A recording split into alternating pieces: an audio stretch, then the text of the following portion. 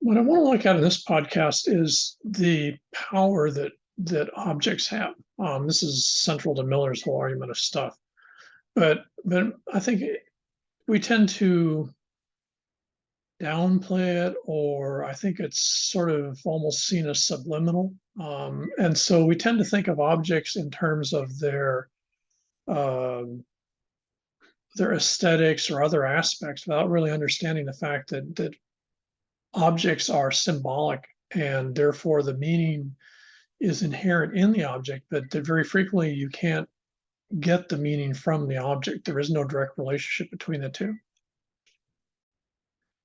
I think it's easiest to see this when you're looking at objects from other cultures, from other systems, simply because the symbolism is missing.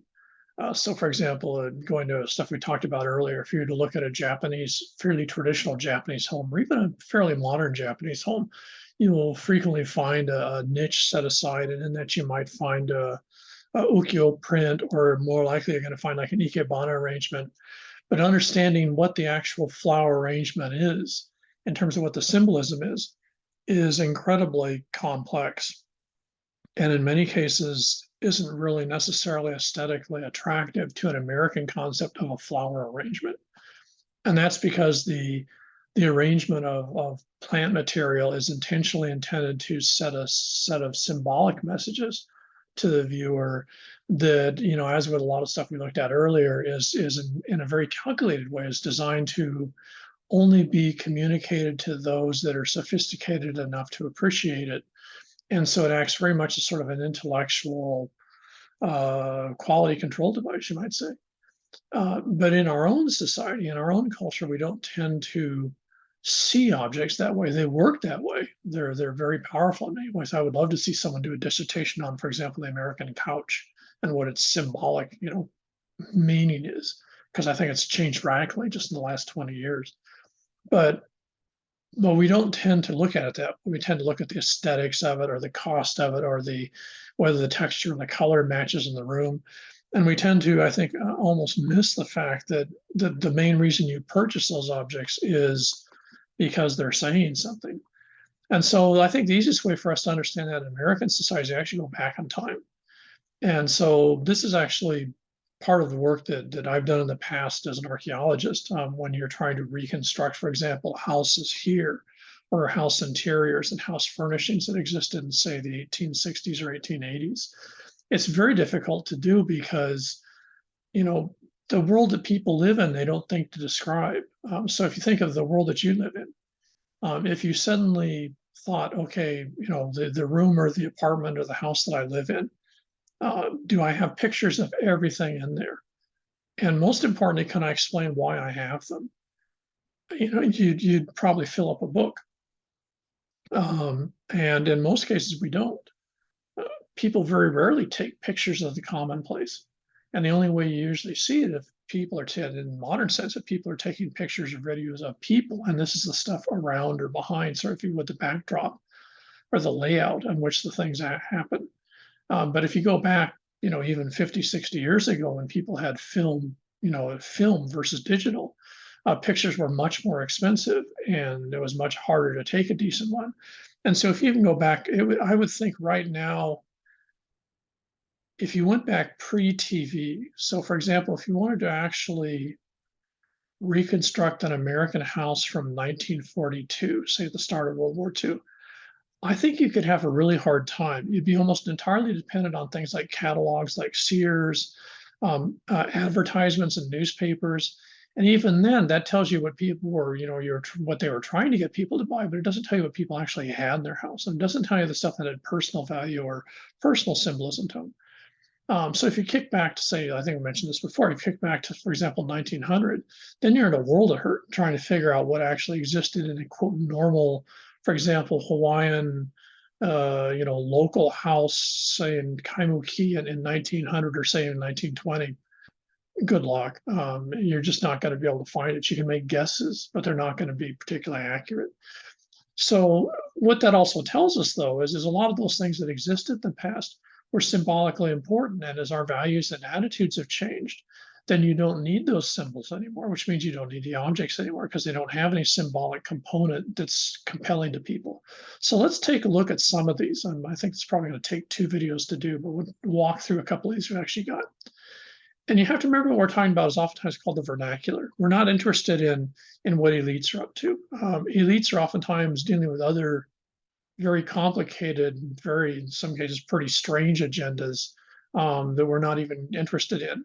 What we are interested in, this is very typical of both American and European societies, is that in both Europe and in the United States, starting by the 1820s, 1830s, a large part of what people consumed is what you might call, extra money, basically, discretionary income, was things that they purchased that make them look like they were socially upwardly mobile.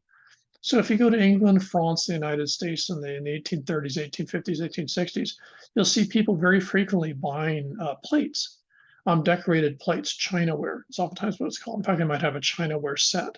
They almost never used it. In some cases, never used it at all. But in their perception of the upper class in American and European societies, they always used chinaware. And so if you were middle class and you wanted to look like you were upwardly mobile, you would have pieces of chinaware, more decorated porcelains, simply because you wanted people that came into your house or saw your stuff to think that you were sort of in this house for a while, but you were moving up to someplace nicer. In other words, you were part of an upwardly mobile social group. And so what you get is this becomes a huge drive now, especially in the United States. And again, if you think of our Calvinist Puritans, that makes perfect sense. The whole drive there is improvement. And so this becomes one of the classic ways you see this. And I strongly recommend you take a look at one. I'm sure you can probably find them digitally. Would be the like Amy Vanderbilt and the other etiquette books of the period become bestsellers. And in fact, some of the, in the late 19th, early 20th century, I think 3 of the top 10 books in print that were purchased were etiquette books. And they weren't etiquette books just in terms of, how you talk to people or how you eat dinner or something like that. A lot of it had to do with what's in your house, how you presented the different rooms in your house, how you presented the objects in your house. And in many cases, actually told people what the objects meant. So what you were doing was actually socializing members of the society versus socializing someone from another society. And this becomes a hugely powerful thing because this is when you start to get the idea of what you might call consumer-based mass production. So you start to get people buying lots of furniture and buying lots of this and lots of that because they've been told and they've actually bought into the idea that having this stuff is important to project the image that you want others to see you with, versus, for example, those that know you by reputation. So etiquette books were hugely important as consumer drives in the very same way that social media is now. The influencers on YouTube, Instagram, Twitter, and all the rest of them are one of the major, if not the major force for purchases in the 2020s. And to a certain extent, the etiquette books were the late, the 19th century version of influencers. And so what you get is this drive as people start to get more discretionary income, as people's relative purchasing value starts to go up in the 19th century. Generally, people weren't buying bigger houses. If they were lower middle class, and in many cases they rented apartments or townhouses, flats they're called. But what they would do is they would increase both the amount of stuff in the flat, and they will also increase the quote quality, quote unquote, of the stuff in the flat. You can see this if you go one of the Sears and Montgomery Ward's catalogs from the late 19th, early 20th century, of which there's been a ton of reprints. And if you're involved in interior design, I recommend that you get at least one of those. Just if that way, if you're ever having to look at, say sort of reconstruction or restoration of furniture and stuff from that period, you have some idea what you're looking at. Because invariably in Sears, for example, they would have, for example, 3 pairs of women's boots, and the women's boots would be good quality, better quality, and best quality. And so, and of course, then the price went up, and they were more elegant or more this or more that. And what Sears was doing was both mimicking the etiquette books, but also sort of driving the same thing through consumption, which is if you had just enough money to get a pair of boots, you got the cheap ones.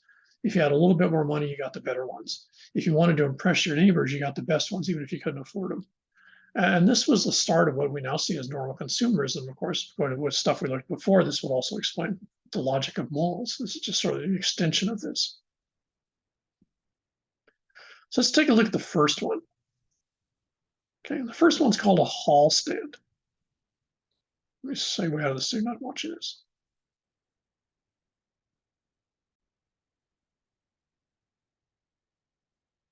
Okay, this is from Ames's books, which is the sort of the work on this.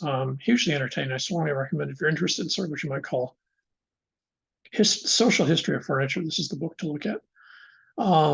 Here's an image of a hallway, a very typical sort of upper middle class hallway in the late 19th century in the U.S. So if you notice, by American standards, it's incredibly cluttered. It's also going to, of course, be incredibly dark. You have gas lamps maybe showing up. I think those look like gas lamps. But other than that, you have what we would now call kerosene lamps. Notice the prevalence of rugs, wood floors. You've got a large number of things on the walls. It's a very busy place. And you have to remember that this is the hallway. So if you go back to what we were talking about, I think a couple of podcasts earlier, the hallway was considered semi-public space. So even though this is inside the structure, it wasn't the private area of the family. The private area of the family would generally be around the corner behind a door, or maybe upstairs where maybe the sleeping area was, since this looks like a fairly small place. And so in that concept, the hallway was a place where public and private intermixed. Tradespeople dropping off milk or the mailman dropping off mail would come into this hallway. People who are here to visit might knock on the front door, but unless the front door were locked, and it usually wasn't, they would come into here and wait in the hallway and then announce their presence. And so the hallway was where people interfaced with each other. It's where the inside and the outside sort of merged. And this makes it very different than what you see in Asia, where the inside and the outside are usually defined by a very gated thing, both a door and then also that beam on the floor. And the inside and the outside are kept distinctly separate. There's no intermediate zone per se. In American society in the 19th century, there was a very large intermediate zone. It'd be sort of interesting today because I don't think we have intermediate zones anymore. But in the 19th century, this is what people had. And one of the main things that you're going to see in here is this. Okay, these are called hall stands. So these would be wood. These would be about, maybe a meter 60 high. They're strange looking. They're very, very heavy. They're almost invariably made of wood. They would have what looks sort of like a seat or something on a drawer that sticks out, but it's very narrow, and the drawer is very, very small. There was invariably a mirror, and then notice the very, sort of intense decoration taking place here. These were one of the 2 or 3 main objects you would find in a hallway. And these are one of the objects that have completely vanished from American life. I would suspect if you tried to find one online as an antique, it would cost you a fortune. I can almost guarantee there's no one that makes these today because they were all just discarded by the 1920s, 1930s. These are no longer relevant to American life. And so they just get tossed out. They're just, useless pieces of furniture that my grandpa liked, or something like that. They're very, very heavy. And so they're puzzles in the modern context, because if you actually look at them carefully, you realize there's not a lot of functionality going on here. They have these 2 sort of tray things on the side. And I'm just going to pause right now and just try to, without anything more, try to figure out what if you were looking at this from a functional standpoint, from the idea that furniture serves functional purpose. Here's a very expensive, relatively speaking, piece of furniture that was in this hallway, this intermediate zone between public and private. It was one of the main pieces of furniture you're going to see there. And trying to figure out, just from looking at this device, what its functions were and what its symbolic importance was. Okay, I'm going to assume that you did that. Now, if you look at these, what's really interesting about them is both they're very ornate, and they intentionally have very limited functionality. And this one, for example, if you tried to sit on this, sort of little built-in desk or whatever you want to table, I guess, for lack of a better term, you'd find that this is generally maybe about 30, 40, centimeters out. And if you sat on it, you'd literally fall off of it. It's not large enough to put your butt down on. And there's a little drawer in here, but the drawer is incredibly small and really doesn't go very deep.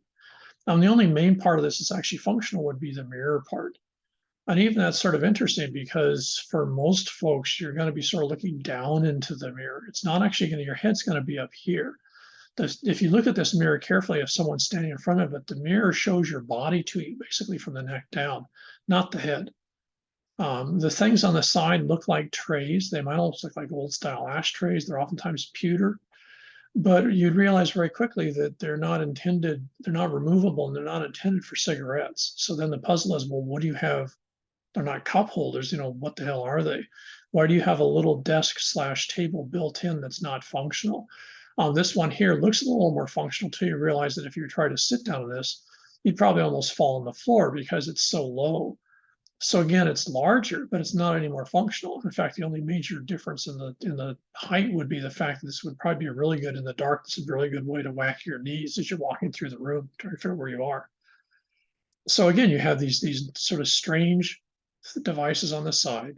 Again, notice how again the mirror is actually too low to serve what in many cases a mod. It's not a full length mirror, but it's actually showing the body of the person looking in the mirror, not the sort of torso up part that you would think of it and say in a contemporary mirror today. So what were these? And it's the word itself sort of gives you a clue. Hall stands. And again, the main function of this is the hall stand was the one of two pieces of furniture whose function was to intermediate between the external and the internal, or the outside and the inside. The function from the inside going out was people from the inside leaving would check here before they left the front door of the house. In other words, went out of the hallway to the world to make sure that their clothing was appropriate, that they were tidy, put together, they had whatever clothes they're supposed to have, everything's ready to go. So again, as in the Asian concept, this idea that you're going into public performance space. So you're going on stage after you've gone past the hall stand. The other function it would serve is sometimes you'll see these over here. I think this is probably a leftover one. There was actually a side rack here, and this would be where we leave umbrellas. These devices here are sort of interesting because in many cases, one of these would actually have the cards that you carry when you leave. People invariably, when they went somewhere, took cards with them. The modern version of this would be a business card. But until the 1920s and 1930s, the majority of cards that people carried were actually their personal identification cards. They looked like business cards, but all they had was your name and stuff. And I'll show you those in a minute. And so you were supposed to you had these here so that you remember to take some with you in case you bumped into someone or whatever. So you had to have those. They were expected. The section here was set aside for purses, other objects, hats, very commonly, that you would put down in here while you're checking yourself to make sure you're ready to go. And the drawer's function was to hold the cards. They were to hold your cards, spare ones or ones you weren't using. And also, oftentimes, to say the right-hand side, there'd be a little niche, and that was where you'd hold cards that people had given to you that for some reason you weren't that interested in having around. The left-hand side was for people to leave cards. So the right hand was for the owners of the place. That's their cards, their identity, cards. The left-hand side was intended for people that are coming into the house. Again, since this would be against the wall usually. And so what you would have is that would be where they would leave their cards if they came to see you and you either weren't there, whatever's. And so that's the function of this furniture. This furniture was basically